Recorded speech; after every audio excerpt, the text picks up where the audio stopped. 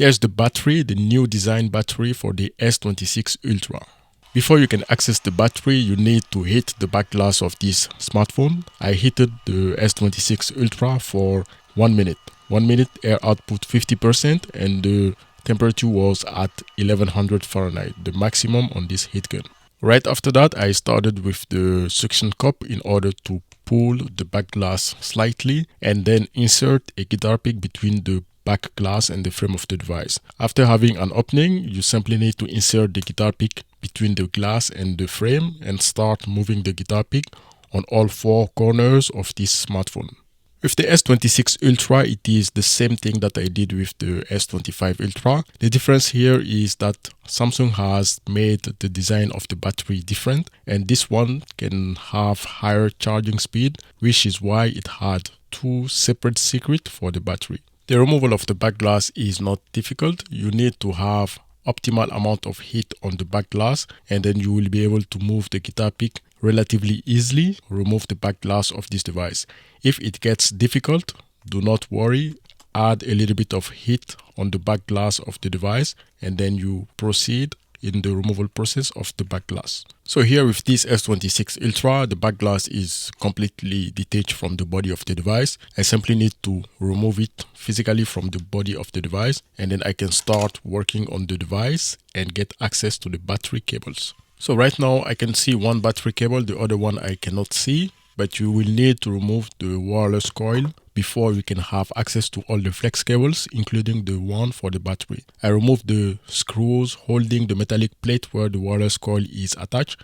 Then I disconnected the wireless coil flex cable, and then you will need to pull it from the bottom in order to remove it from the loudspeaker, and then to the side where you have the small circuitry for the S Pen. Simply peel it off slowly, but make sure that you do not cut anything, because these are circuits that may disable something if you damage it.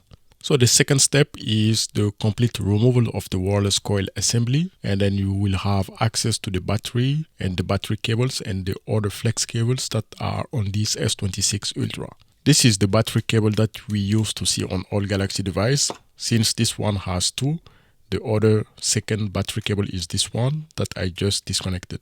So currently both battery cables have been disconnected from the motherboard, and I can start removing the other cables, the other flex cables that are connected to the motherboard and going above the battery. So I still have two big flex cables going across the battery from the charging module at the bottom to the motherboard. You will need to disconnect those at the motherboard level before you can proceed with the removal of the battery. The first cable was disconnected, but it had a small sticker connecting that cable to the metallic plate that is right above it. For the last cable, make sure that you disconnect it at the connector point on the motherboard, and then after that you have access to the battery. You can see the battery fully. You can also see the indication on how to remove the battery. This is the new implementation on how to remove a Samsung battery that they started with the Galaxy S25 series. This one, it is very easy. You simply need to undo or peel off the stickers or the plastic that is covering the battery. You will need to do it on all four sides of the battery. I started with the left, then I undid the plastic covering the battery on the right. Simply undo one side and you pull. So this one is the easiest way to do it. Relatively easy compared to what we had before. The previous design had one sticker that you need to pull with a lot of force in order to make the battery move. So while pulling, you will need to press on the battery on the top and bottom of the sticker. The sticker is going to be on the middle left of the battery. Most of the time it doesn't work, but it can work.